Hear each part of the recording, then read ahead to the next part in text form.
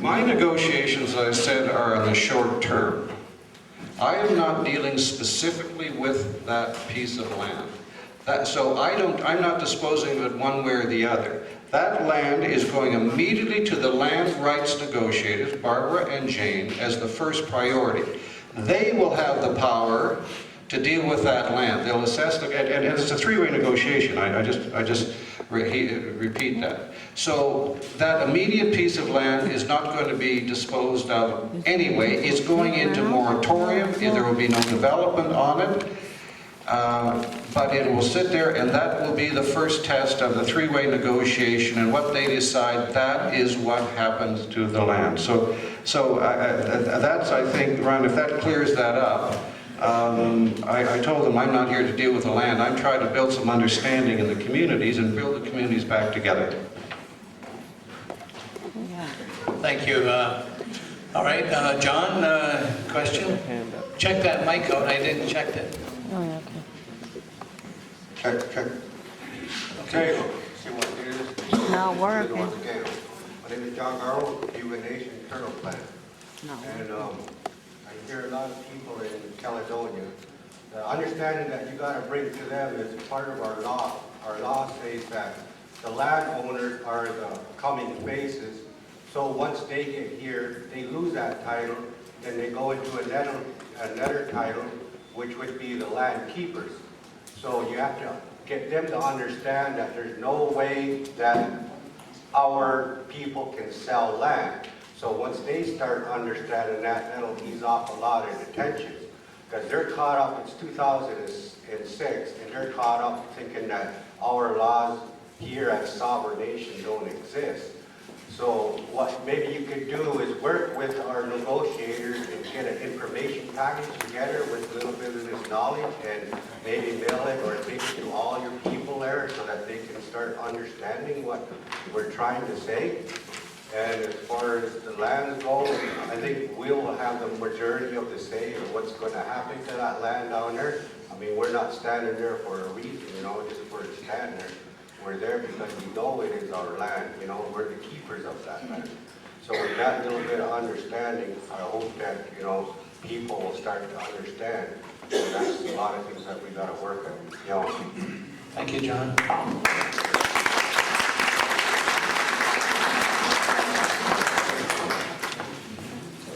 I don't know if you want me to respond. I think that's an extremely positive comment. I understand that I think the different traditions, and I do. And you put your finger on, and the issue keeps coming up again and again and again about educating people about the differences and respect for the differences and the very positive and spiritual traditions of the community. And we've undertaken to do that. We've had people down from the Ministry of Education. Can I just tell you a personal thing? I listened to Al and Jacques give a condensed version, not the 23-hour version, but a 1-hour version of the history of how Six Nations came together. And Jacques was using his cane to tell the history.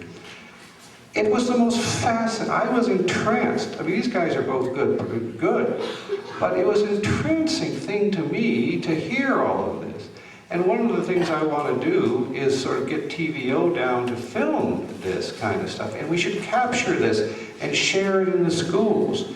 And we should share it with other people. It's a wonderful piece of history right in our midst where we have not been good at that. I agree with your point. And I respect the different traditions of land holding and the different view of the land. And you're not wrong about that. See, that's our intent. Cost you $100,000. Oh. He's going to be my manager too, with Bill Clinton Tops. Clinton charged $150,000 for one speech. Jacques will do it for $5. Usually a coffee at least. Go ahead, Chuck. Yes, I think it's important for you to understand and maybe take back and tell the other people that you want to talk with that this land, mouth to source 6 miles on each side of the Grand River from the high water mark, is it's ours, and there may be some pieces that was bought legitimately by some people, but it can't be sold. Never can be sold. So there are people there, the ones that may have been legitimate that paid for it, they're going to have to get their money back at some point in time. But that's something that I need to say that, and I would appreciate it if you would share that with other people that you come in contact with. I would also appreciate whenever the government comes along and offers us a piece of land. They don't offer us what's already ours. If the government's going to offer us land, make it past the 6-mile limit on each side of the river that's up against our land. But don't try and offer us something that's already ours. That's foolish. As far as the roadblocks goes, the only reason you're here is because the roadblocks are up. You weren't here in the first 50-some days. I'm sure nobody got in touch with you and wanted you to come down the first week or the second week. The only reason you're here is because the roadblocks are up. Now, if the roadblocks come down, it'll be 20 or 30, 40, 50 years before anything comes about again. That's just the way the government functions. So, I'm really not fully sure why or what it is you're trying to do. I think maybe you're trying to put us to sleep and you're trying to get whatever it is that the people want, the people that want that's living on our land. But that's what I think. Like if the roadblock come down, the railroad track, if that gets opened up, the government will go away and they'll just forget about the Indian. And I'm pretty sure that they was figuring on throwing taxes in here within the next 10, 20 years. So this thing here has to be recognized, it has to be understood that that's our land. Even though it's full of foreigners, there's people living there, and the land's not for sale. Yes. It's just not for sale. It's like Wendy said, you're not going to...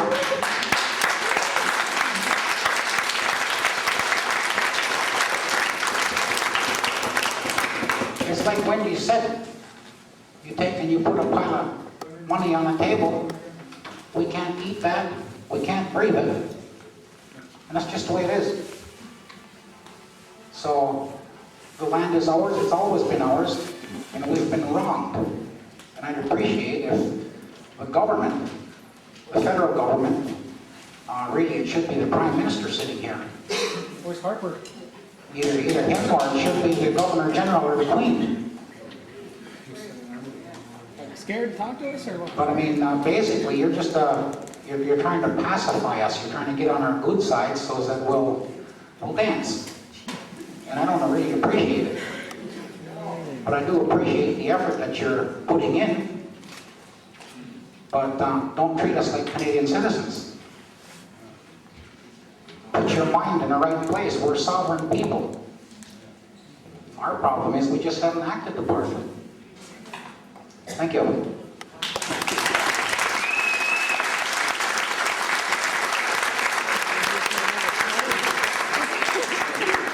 You're right. I was asked to come in here after the barriers went up. I certainly understand, I think, the background of this, and I understand the passion with which you put forward that point of view. As I said, as a sign of good faith, we are prepared to relinquish title on a particular piece of property that the provincial government, I can't even use the word owns, but somebody, how do I handle this government? Anyway, it's yours, right? But let me just say one thing in response to your comments, sir. And I do, and I can tell you these points have been put forcefully by your. So what's the alternative? Are we going to sit here with the barriers up for the next 10 years? That's what it takes. If that's the alternative. Because I can tell you this, there's many communities to take into account here, and I think we have to think through what the alternatives are here. And we can turn something constructive into a negotiation to deal with these land rights. And I respect that. And then I also understand your point, say, well, you know, how can we trust you guys? How can you trust David Peterson? How can you trust anybody? How can you trust the feds? And I understand there's been lots of broken hearts over time. So we have to at some point make a decision. We can carry on forever the way we are, let the tensions rise, run the risk of something terrible happening on those barriers. Run that. That's a risk the community, we all run. Because we know there are some harsh elements on both sides of this. We know there's some hard voices.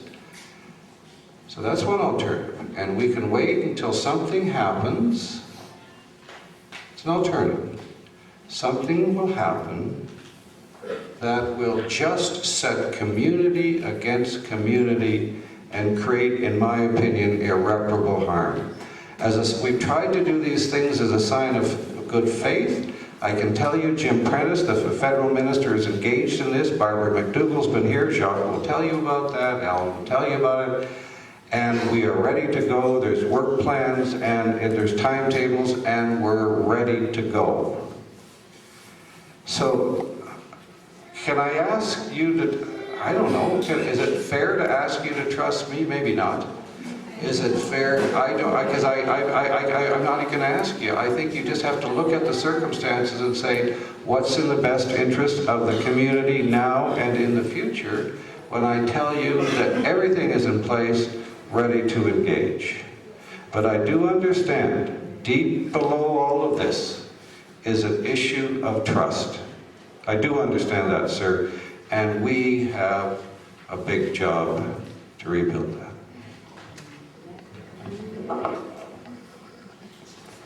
Ariel? My name's Kelly. Just a couple things.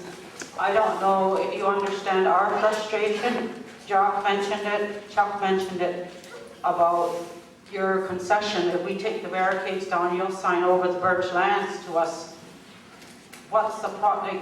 You're giving us something we own. Your government knows it, we know it. The problem being, Caledonia don't know it. The other thing I'm getting sick of hearing on Channel 11 News is, show the deed. Why don't those people show the deed? Well, you know and I know, if your government had that deed, that you owned that land, you darn well would have showed it day one. None of this would have had to happen. The other thing, the federal government, nobody was involved. Again, you know we were waiting over 200 years for these land claims until those barricades went up. You said, are we willing to wait 10 years on the barricades? You don't understand. Our people have nothing to lose. If we don't hold strong here and get something here, that's going to be my kids in 30 years. I'll be the 70 and 80-year-old man thrown on the ground by 4 cops. That's well, we have nothing to lose. The other thing, I might like to make clarification. Can you read that statement he made to the Caledonia Alliance? I had a question there. I just want to make sure I understand that statement.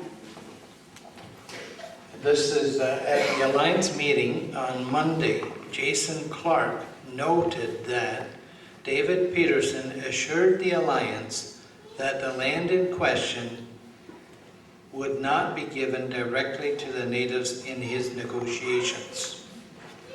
Did you or did you not make that statement? Simple yes or no? I said that I am not disposing of this land.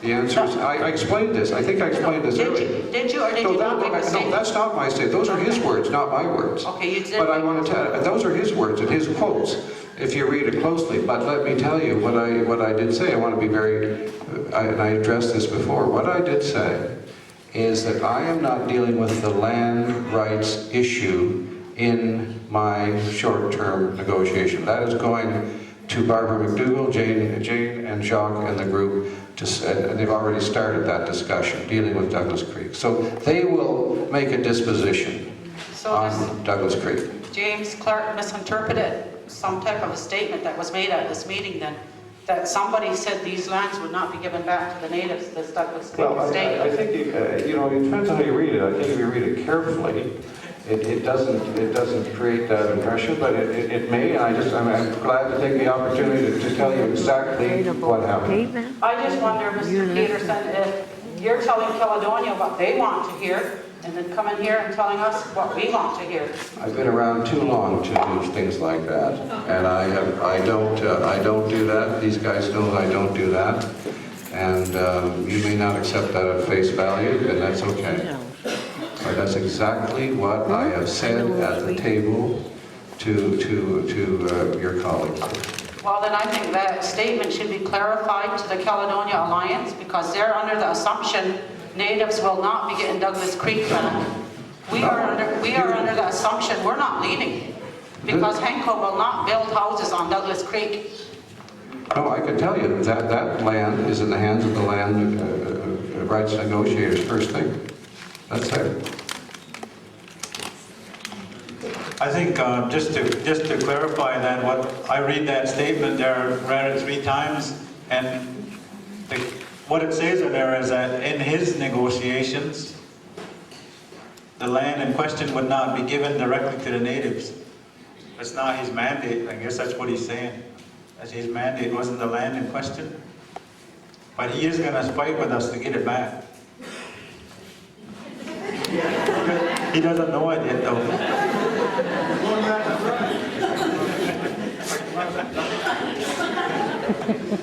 All right, Ruby, I guess you are next. You right. feel free to ask your question. Oh my God. Well, first of all, I have a statement to make.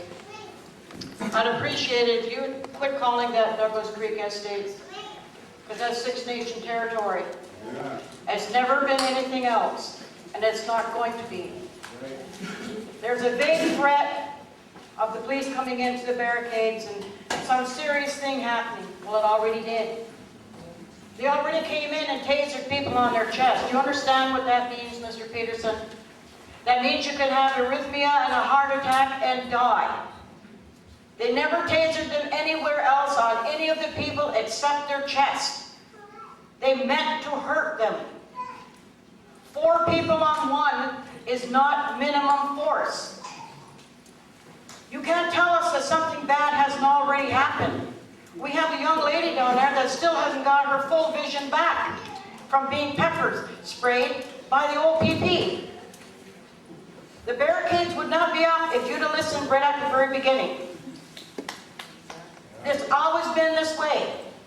Our needs are shoved to one side while everybody else is considered. Do you realize how quick it came for the government to pay the Henko brothers money, and we've been waiting for centuries? Centuries.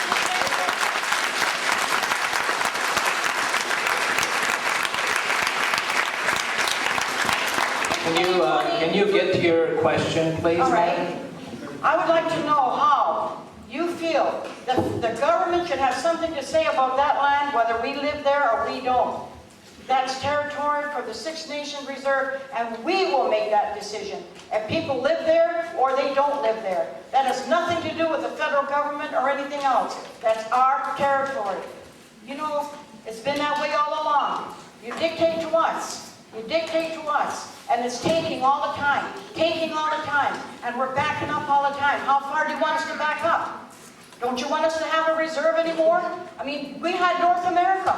Look at where we are today. And you want this? They're not getting Douglas Creek, as you call it, because that's my territory, that's our territory, and we're staying there. And if the Army comes in or who else comes in, they better come in big, because we're not leaving.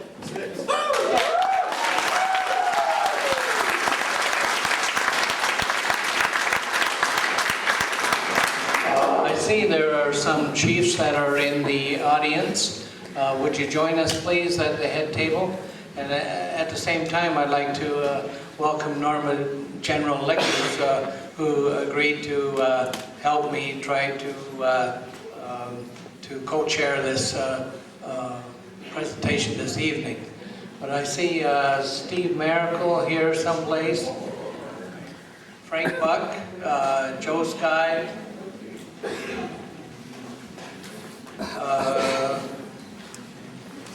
That thing too, huh?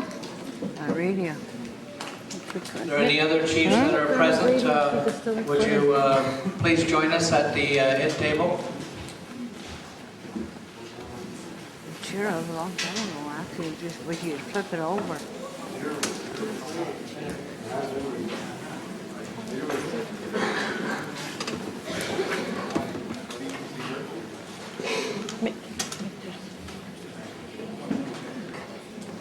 Ken Jacobs, you're being requested to come forward.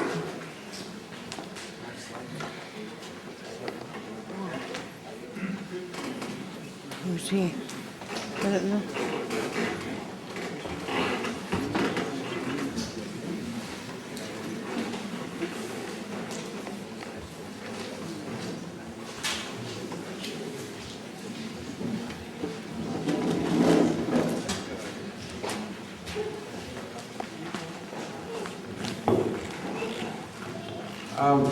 We are meeting with the Caledonia business community, which John just reminded me, and the leadership and the business community to sit down and discuss some of these issues as we go through this. So I think that's a positive step. I mean, my dream for this is people get engaged very, very quickly in these land issues. That things get back to normal, the kids play together, go to school together, and we build a strong community that respects all of your traditions and your rights and addresses those grievances in a fair and expeditious way. And I do believe we have that prospect in front of us.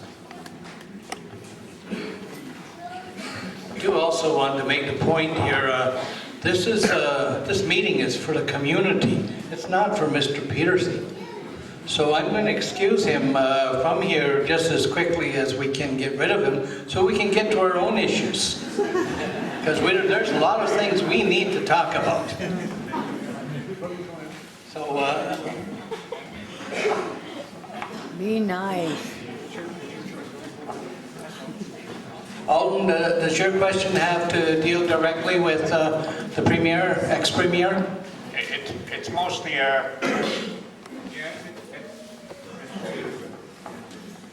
Okay. All right, go ahead. Another meeting. Okay, my name is Alden Wait, this one. I know part that. of my wallet says I'm Yuga, but my mother always told me that if I follow her with those posts, I guess I'm Mohawk turtle thing. So I'd like to get that fixed up sometime.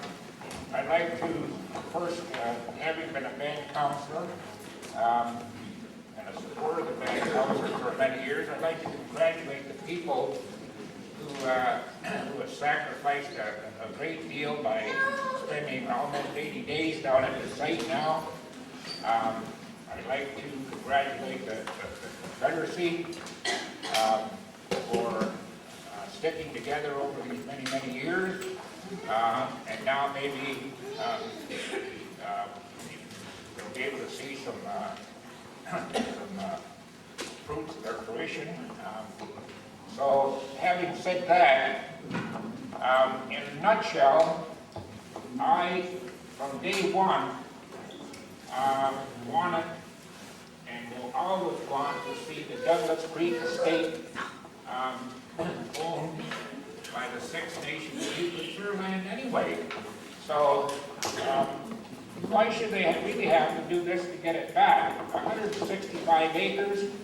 The government, the provincial government now, who Mr. Peterson is representing, has made a substantial gift to the Henko brothers. They're not hurting. They've made a substantial gift to the business people of Caledonia. They're not hurting. They've made a substantial gift to Howland County.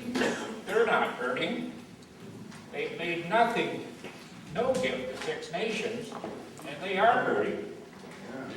So what I would like to see, it seems at this particular point that the provincial government has more or less bought out their share of the Douglas Creek Estates. Now, why can't Barbara McDougall come back in 30 days or 15 days or whenever she's coming back to the table and bring some money from Ottawa and buy out the federal government share? And then maybe the week after that, we could turn it back into Six Nations land. Everybody will be happy. The barricades will come down. All these people will go home, and some of the media people will be out of work.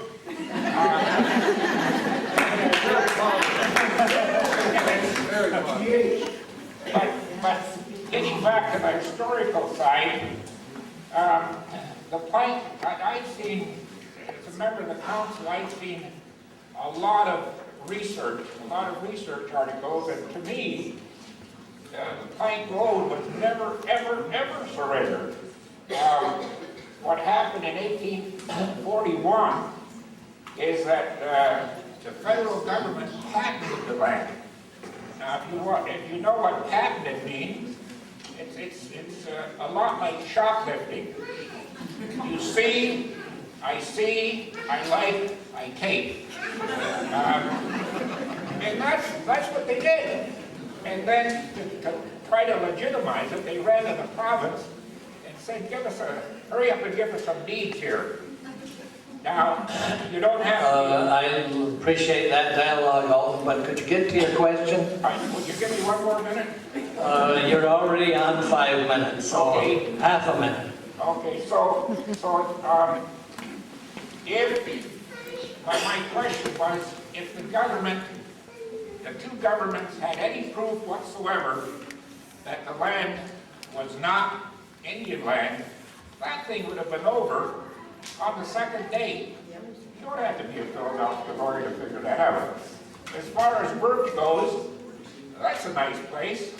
I used to do some parole hearings for the province of Ontario up there. And your question is? And my question is, we don't want Birch. We want Douglas Estates turned back over to Six Nations, and this year, 2006. No later. Thank you.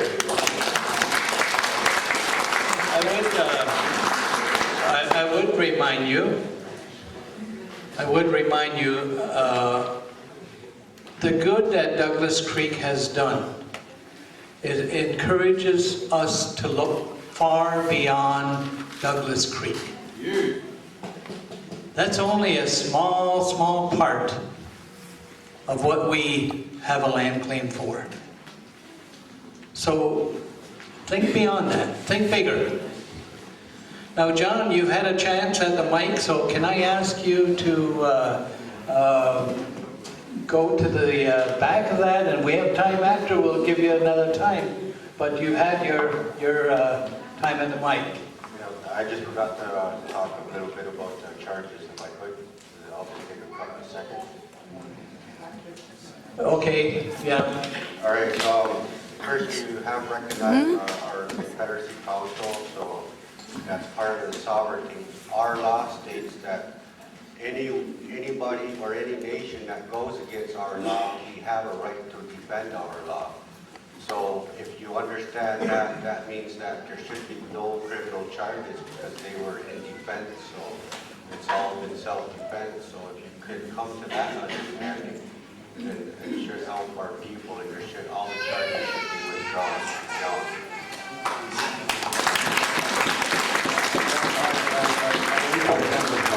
And let me say this is an issue that we have discussed at great length, and it troubles me deeply, but I do not have the power to either lay charges or withdraw charges. That is in the hands of the Crown prosecutors. They make the decisions based on their independence, and that is fundamental in our judicial system, as you know, that one person does not control this.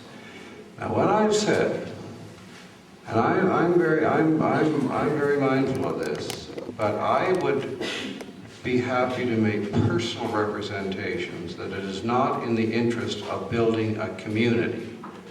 And I'm talking about communities on both sides, because tensions are running high. And honestly, I do understand the tensions in this room, and I do understand, and I'm listening carefully, and I'm trying to find something that works. But there's tensions running high on the other side as well. And you know that, and I know that. And they're getting worse every day. And somehow or other, how do we salvage something good out of this?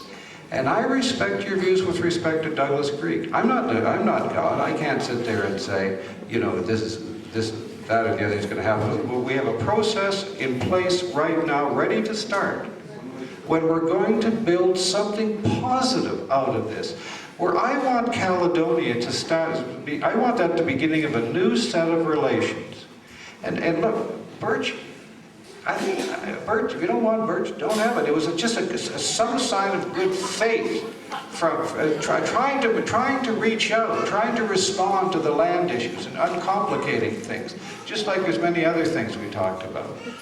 But what we're trying to do is make this a simple, when people think of Caledonia, they will say, and Six Nations will say, boy, we've worked something out. And I understand the Haldeman Tract, and I do know the history, and I do know the claims go way, way beyond that. And there's lots of issues that have to be addressed. I do understand that.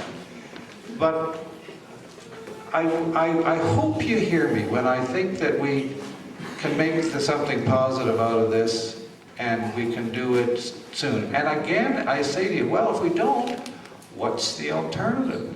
You know, it's like Palestine and Israel. You just talk past each other, nothing happens, and everybody suffers. Or you take the Bill Clinton view of the world that we're all interdependent. We all have to share somehow or other, and we have to talk, and we have to talk a lot to build that kind of understanding. So I guess in a kind of a tough situation, that's where I come from. But I said to Jock and others on the charge. Oh, one other thing I want to make.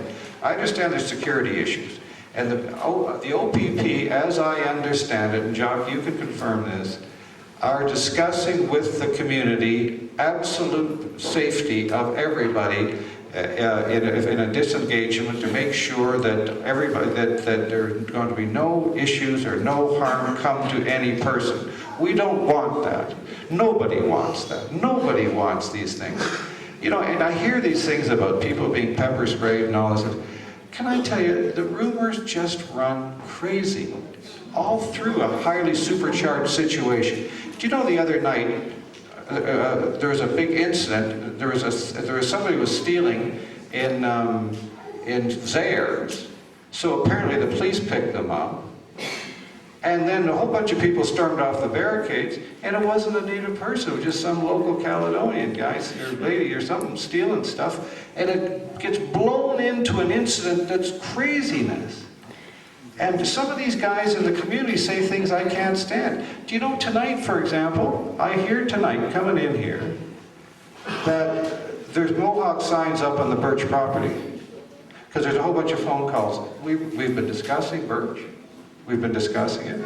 Already there are flags up, so I am told, on the Birch property, and all the neighbors are phoning up, saying, what the hell's going on in Birch? So help me. You gotta help me by being, you gotta help me by making sure these rumors don't get out of control, that we are rational, and that the moderate people who want to get along can work through these systems. Thank you.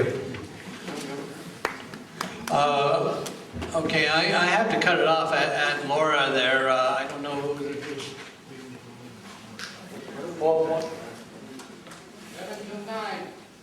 Well, we have a lot of our own issues that we need to address here. But I guess, Larry, could I ask you to make your question brief?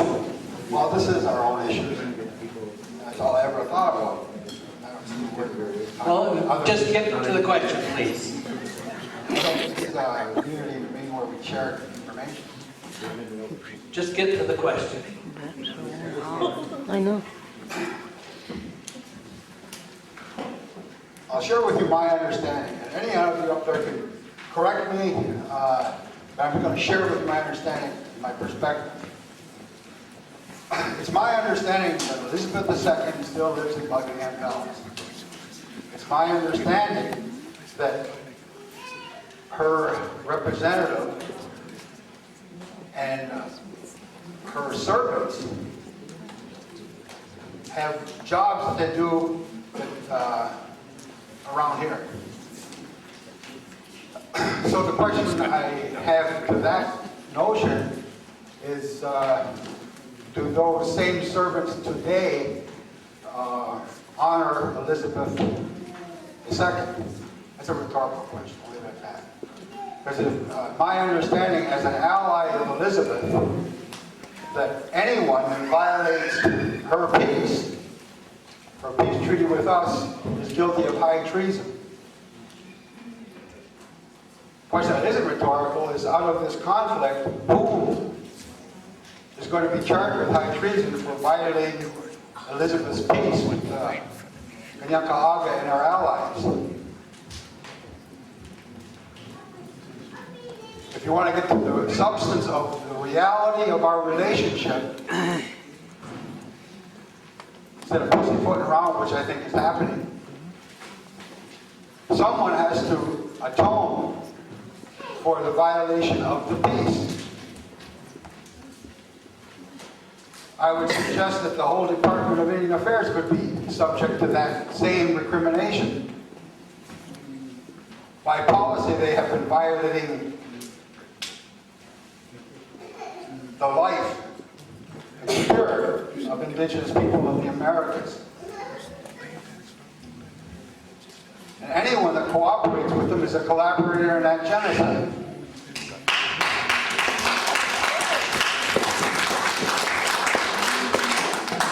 What time is it? I understand that Mr. Peterson is not part of any city government. But he still has an obligation to uphold that peace. I've been privileged to be handcuffed, taken to incarceration. Many of my friends and relatives have had the same experience. And we are told, when getting released from that court system, to go and keep the Queen's peace. The Queen's peace was our treaty.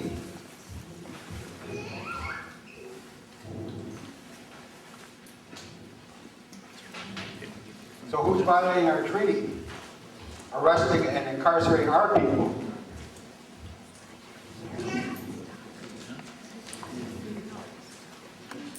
You think this is a small issue? It's not. It is right at the crux of the issue at hand, for us. How we've been allowed, some of us, to abuse others without consequence. Can I ask you to get to the question? You can ask all you want. You're going to listen. Pardon me? You're going to listen. I'm going to listen. Because that is exactly the problem. Well, there are people who think they have more authority in this territory than others. That authority that they perceive themselves to have is shared with the oppressive regime called Canada. Well, anything I've ever learned about our ways, we are all equal. Because the Great Spirit put the life in my body and put the life in all of the people that are here. Equal. To be respected equally. The internal problem is that issue is not. Do you respect that we have a process here? Do you respect people? I'm giving you your time at the mic and your opportunity to ask. Yes, I do respect that, and you raised the same issue over in the community hall. Right. And when I was raised something, you had to explain what I said. I don't take kindly to that. Well, I'm sorry if I offended you. Sorry isn't good enough. Change of behavior will do. You wish me to leave the spot? What I am saying, I want you to listen. You're not listening. Well, listen to what I'm saying. Okay, let's ask the people then. Do you want him to have the mic all night? No. That's a loaded question. I don't intend to have the mic all night. Well, ask your question then. That's all I'm asking you to do. Have your respect for our guest and ask your question. I'm not even talking about our guest. This is an Well, that's what this is No, about. you said this was the thing about the community.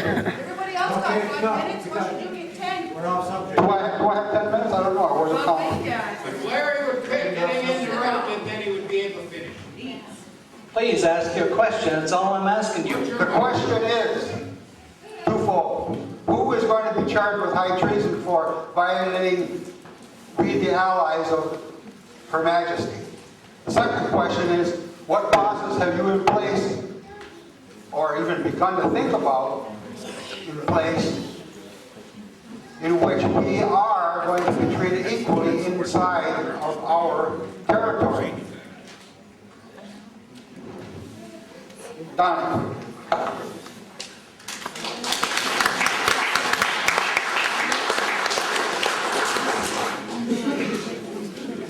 Laurel? I'm not sure how to work this. Can everybody hear me? Yeah. Does that work? I gotta hold it? Okay, I have pages and pages of notes. Rather than go through that, I'll cut to the chase. In 1998, Jane Stewart, on behalf of Canada, issued a statement of reconciliation. In that statement, she says, therefore Canada says, that we need to renew our partnerships, that we need to right historical wrongs, and that we need to ensure that Indigenous or / Aboriginal people in Canada have the same economic benefit, this is off the top of my head, potential for growth, all of that sort of thing, wonderful cultural, social, everything, political, everything, as the rest of Canada. Just a reminder, I would like to request that you also remind your colleague of that statement in 1998. I don't believe that those statements contained within the Statement of Reconciliation have been happening. We've heard about some of the aggressions of war, if you'll allow the term, people being attacked. If you recall, Canada's constitution, oh, by the way, Mr. Peterson, I do need to clarify, Bill Clinton did not come up with the idea of interdependency. Just so you know, the U.S.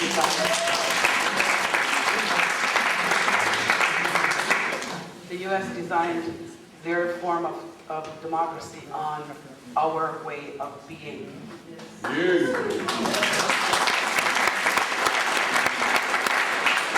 And so, you know, if he wants to take credit for that, that's his choice. I just wanted you to have that clear.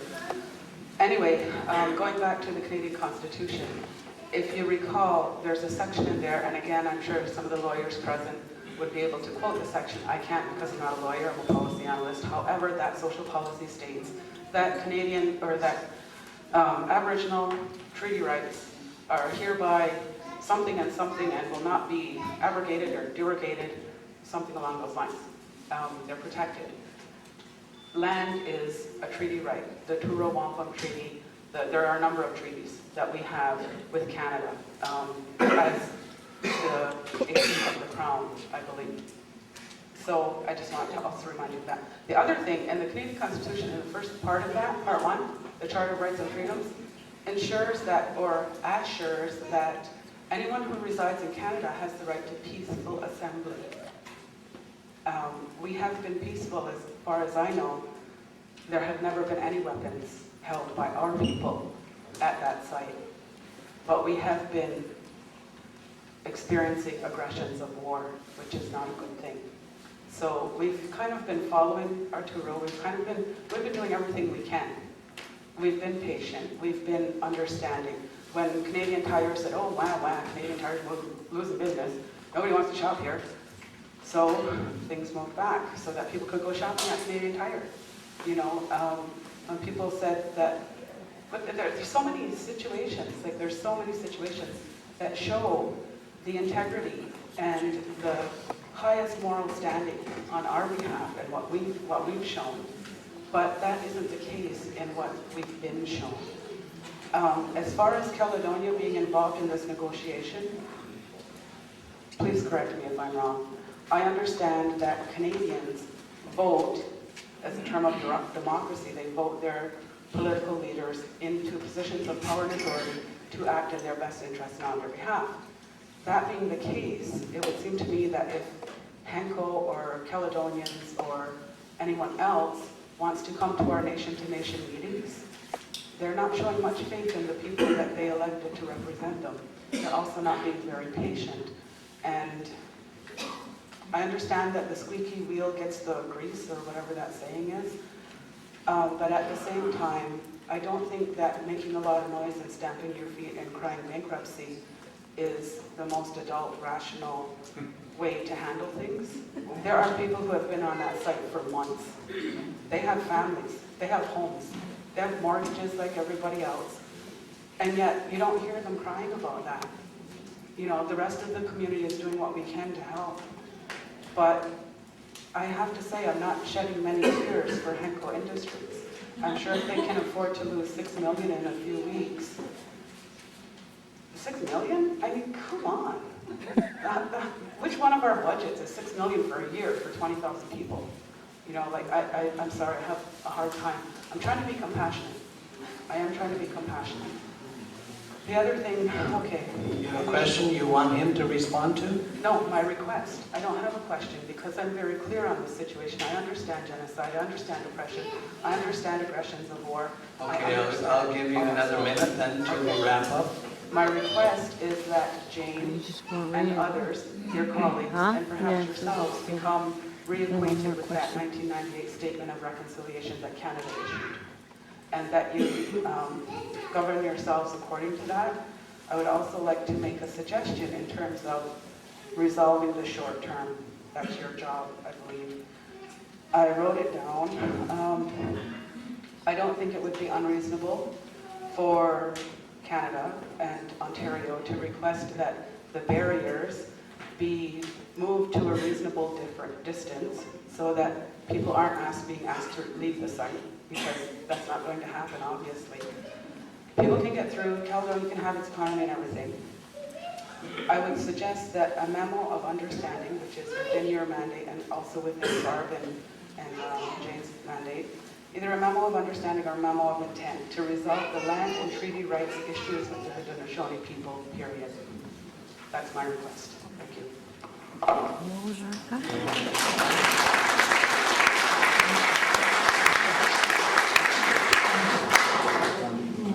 That's very positive. I think we should all be reminded of that Statement of Reconciliation. By the way, I didn't say Bill Clinton claimed he invented those ideas. He borrowed those ideas from you. He was smart enough to do that. And so we give him credit for that at the very least, but that was his message. And I think you have a number of positive ideas, and the community will work them all through. And I think we have to think when we, as I said, working it through, what's the alternative? At the end of the day, I'm not sure there's any alternative to people trying to get along and talking and trying to work things out and be respectful of each other. And I can tell you, I'm not trying to justify the past. Please don't ask me to do that, because I cannot. But if I have a little piece of trying to influence the future, I promise you I will use that as constructively as I possibly can. Thank you. We're now at this time, I had already closed that mic, Floyd. Pressing, something pressing? Okay, we'll allow this last one, and then we'll be able to release Mr. Peterson. Your question, sir. My name is Floyd Montar. Mr. Peterson, first of all, I want to thank you for attending in this meeting. My question is, in your honest opinion, in your accurate opinion, what impact does the Auditor General have on this issue? And also, what impact does the United Nations, in Geneva, Switzerland, have on this impact? What impact does it have on this negotiations? Thank you. That's an interesting question, and gee, I don't. My quick answer is I don't know. I think you know that these negotiations from the leadership in the community and Barbara and Jane, they are in a position to put anything on the table that they want to. They're developing their own work plan, and parts of those things will be externals, like the view of the UN and the Auditor General. I gather she had some views on this situation, although I'm not sure what they are. So I think all of that is part of that, and building a new spirit.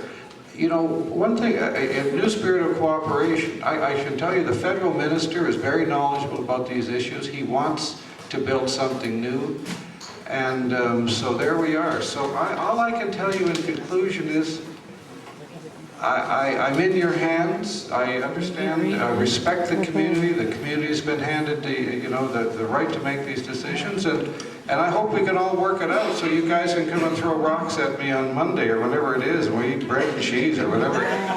Jacques is so keen. He wants to get me in his cage and dunk me, but he really wants to get me up there and just throw rocks at me, but that's okay. Hi, I really understand that you don't have enough time, so you don't have to answer it, but I want to ask the question.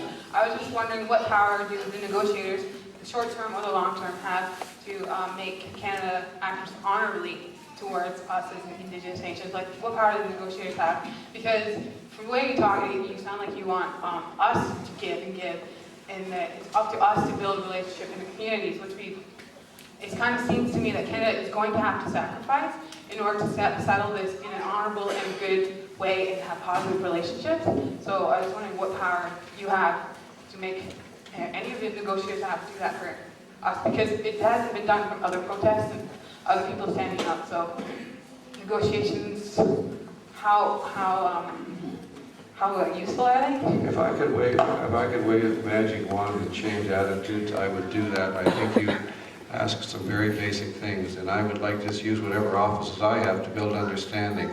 And I can't promise the world, but I think I can look forward to a new approach and trying to work at these things and to understand the community and rectify a lot of historic wrongs and to work it through and enter in a productive dialogue. That's really all I can do, and maybe it's all any human being can do. And then again, we look at the alternatives and what are they. So I approach this in an extraordinarily positive spirit, but I'm just one person. I can speak for the province. This is a federal issue, as I said. They're at the table, they're coming, and I guess maybe it's the old classic thing. Who's going to give who the benefit of the doubt? And if maybe nobody gives anybody the benefit of the doubt, we carry on the way we are. It's one of those games of after you, Alphonse, and nothing happens. So somehow, I've tried from my limited perspective to address the issues that came to me in an expeditious way, in a way that meets the needs of the community and show good faith. And that's what I've tried to do. And I know that the provincial government will honor all the things that I committed to. I know that for a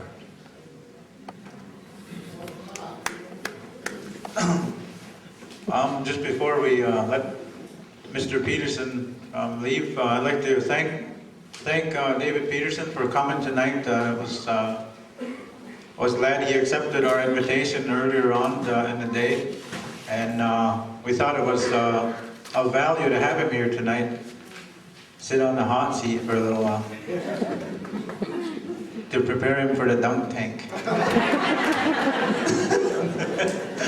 But I'd just like to thank you, David, for coming, and don't be too nasty with him, because I find out one of his mandates that he has with the Ontario government is negotiating the casino dollars to First Nations people. I told him, I said, if our negotiations go well, in a short while we might be sitting at the table with him talking about that casino in Brantford sitting on our land. He's going to give us a fair shake too.